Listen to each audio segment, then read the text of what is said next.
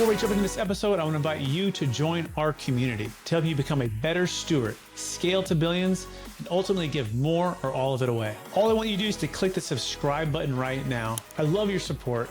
It's incredible to see your comments, and we're just getting started. I can't wait to go on this journey with you.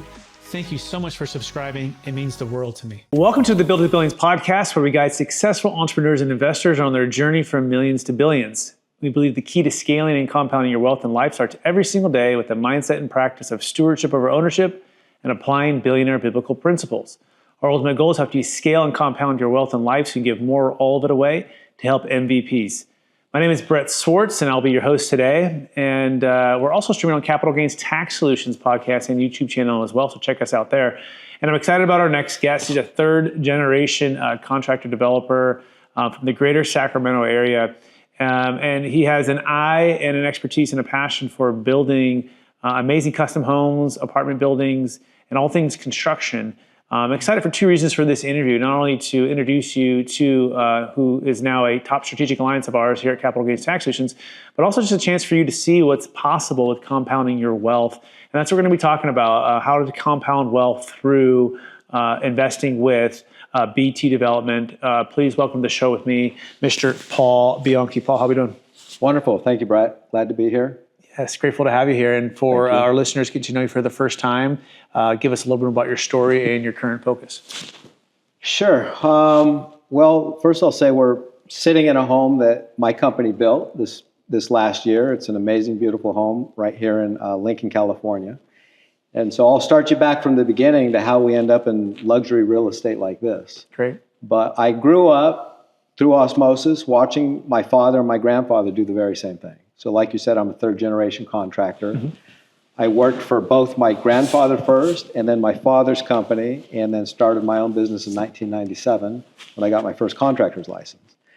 So I've been involved in construction of everything from large subdivisions of hundreds of homes being built to large apartment projects of 300-400 units at a time being built.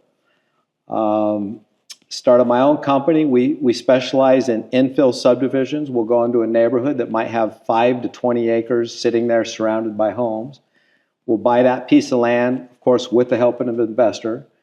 We'll get it completely entitled for homes and lots. We'll put in the roads and utilities. We'll build every home on that project and move in every client. The other part of the business is we'll buy just one single-family luxury lot, which there's so many of those around Northern California, all the way from San Francisco to Truckee.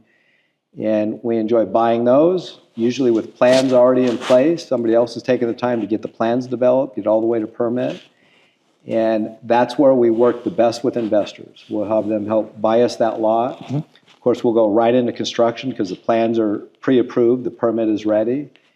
And we're having tremendous success, especially in the high-end markets of California, such as Tahoe and the greater Bay Area, actually. Mm-hmm. So yeah, that's what we've been doing in the most recent years. Excellent. I want to take one other step back. I believe we've all been given certain gifts in this life, and these gifts have been given to us to be a blessing and help to others. Some people call them superpowers. I think they're God-given gifts. And I'm just curious, maybe, Paul, growing up, what were some of the maybe one or two, strengths or gifts you believe you were given, and how does that help and how you help and bless people today? Sure. I think one of the things that I was an entrepreneur at young age. I was the kid that would stop by the Circle K on the way to school, buy a whole bag of candy, go to school and double the cost, right? And just sell the candy and make the money. I always saved it on top of my dresser. Everyone in my family would come to me when they needed change. They knew I had that money. So I was an entrepreneur at a young age. But really, I think my superpower is I can adjust with the times. No matter what's going on, I'm really good at watching the current event, what needs to be done, what's going to sell, what's going on with the market.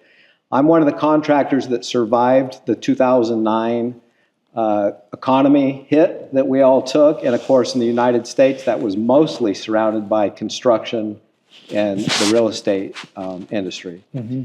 And so I was able to pivot from that point. Prior going into 2009, I had almost 300 employees. So if you like this little short clip of the interview I just did, click over here to watch the full interview. And please don't forget to subscribe Thanks so much, everybody.